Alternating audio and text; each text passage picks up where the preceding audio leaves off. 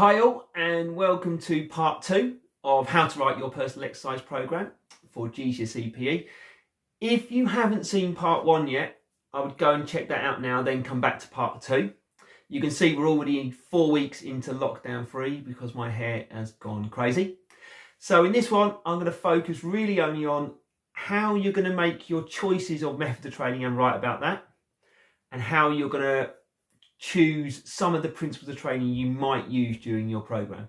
Okay, so let's get started on part 2 of the personal exercise program. So in this one, we're going to look at how you justify your choice of methods of training, or how you choose them, and how you're going to plan your use of the principles of training.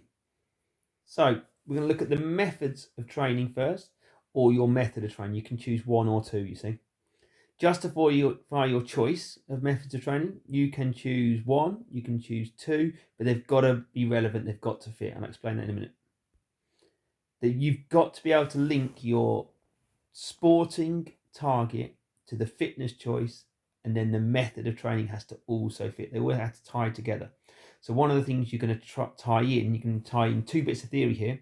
You can tie in your method of training, that's theory, and you can tie in your principles of training as well. So I'll use a principle of specificity by choosing to do this method of training because it's going to help me improve this type of fitness. So you can word that to make it fit your project, okay? And you're using theoretical terms. How do they link to your sport? So I've given you a really basic example here. So fartlek is ideal to help improve cardiovascular fitness for my position in football because I play midfield. This will help improve my sporting target. Now, your sporting target would have to be linked to cardiovascular fitness. For example, it might be that the distance covered in the second half is often less than the first half. That might be a good target for cardiovascular fitness. You could have a tracker on that would be able to tell you that. Now, don't make the mistake of choosing a method of training that doesn't link directly to your fitness, but more importantly, that's not going to be able to link to your sporting performance target. Make sure it all links together nicely. And evaluate your choice, okay? So even at this point, you evaluate. And evaluate means strengths and weaknesses, what's good about it, what's bad about it, but also why one might be better over another one, okay? That's really important. So you're going to say why you didn't choose a method of training at this point as well, okay? So why have you decided this? So fartlek is better than continuous training for me because, okay, in football, you're changing speed more often. It mirrors the actions that you have to do in football in terms of change of speed, distance of sprint, etc. Whereas continuous training is running at the same speed, which doesn't mirror football. So you're going to try and evaluate your choice. Now, if you choose a second method of training as well, again, make sure it links, make sure it's relevant. But you could say that you're going to add that for another aspect of training that's going to help you just improve that area of fitness. But also, you're going to say maybe that you chose another method of training to avoid boredom and tedium to ensure that you're motivated all the time. Okay. Now, if you're choosing athletics, I can definitely see a 1500 meter runner doing continuous training as one of their methods, but also maybe doing long interval training.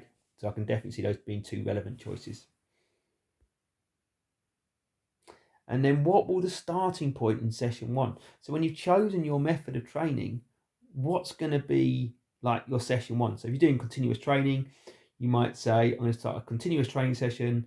I'm going to start at 16 minutes at this speed and see how that goes and evaluate my performance after that to decide what I change next time.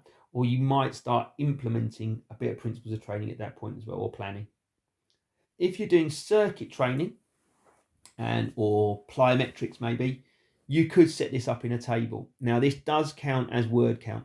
So just because it's in a table doesn't mean it doesn't count for word count. It does, okay? So if you go over word count, you could put that and reference it in your appendix. So just one way I've set it up here. So you've got jump squats, station 1, and then I've put why you've chosen that. So I'm aiming to improve rebound percentage in basketball. This station mirrors this movement because it kind of is a jump. Okay, it's using power for my quadriceps and gluteals. Good use there of trying to get theory in. And then you've said at the end how you're going to use principles, or how you could use principles over time, because you're writing this before you start your training. Okay, so you're writing it as if you're about to take part in your training in a week or two's time.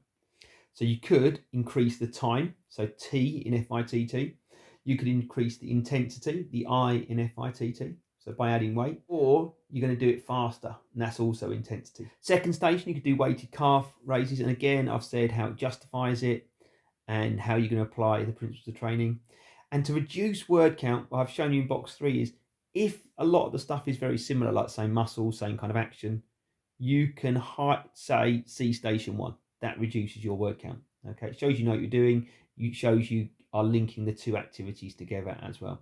Now you do more stations than that, but I'm just giving you an example there. But when you're doing a circuit, make sure each station is going to help your sporting target and it's going to help your fitness target. Okay, don't just do random circuit training stations that are not going to have an impact on your goals.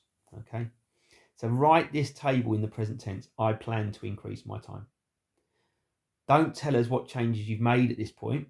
This is pre-planning, so you're still in your planning stage here. You haven't done your training at this point, because anything you change in this, so you might take out weighted calf raises, you talk about that in your evaluation, which I'll talk about in the next video. Every time it must link to your sporting aim. Always make sure what you're saying links. If you are over word count, as I said, take this out, put it in your appendix. It's still great stuff, and you can maybe reduce what you say in your text, but you can link it in the appendix to show the good work you've done. Okay, so last section today, how you might use these principles of training. So I've kind of alluded how you might use them in a circuit training session.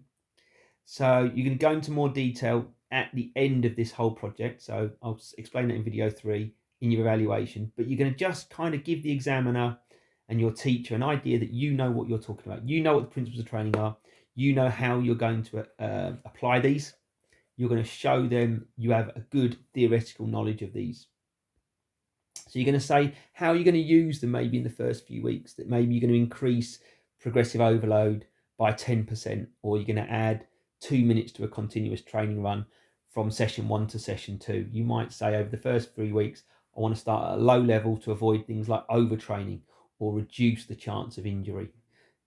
You want to make sure you increase your adaptation of muscular hypertrophy by ensuring that your progressive overload is between 10 to 15% extra in each session. Okay, so I've given you an example there. I'll apply the time aspect to progressive overload by increasing my first continuous training, which was 18 minutes, by 1 or 2 minutes more. That would be a fine amount just to kind of do. It might be when you come to that, you do more because you felt really good during that 18 minutes and you didn't do as you originally planned. That's absolutely fine. As long as you've not done something ridiculous like adding another 10 minutes, as long as you've gone, no, I added 3 minutes because my 18-minute run felt quite easy. I felt like I could take a bigger jump of progressive overload. That's absolutely fine.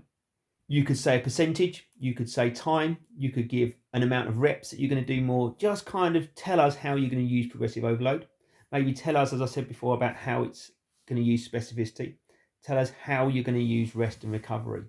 So why you would reuse rest recovery to avoid overtraining, to avoid injury. Maybe which day, you might already plan the day that you're going to have as your rest and recovery, just to build in with training and other matches that you have as well. You could also say how it meets your individual needs. But don't write too much about principles of training at this point, because you're going to go into detail on actually what you did during your program in your evaluation. So how you applied them later. Keep justifying, keep linking. Specificity. How will your training help improve your sporting targets? This is the perfect point to use specificity, and how all the training and the training methods are going to help you improve your sporting performance target. I hope that helped, and I will try and get the next part 3, which is going to be on how to write your evaluation, probably the most important part of the project, out as soon as I can. For help with other revision, check out some of the other videos I've made. Good luck.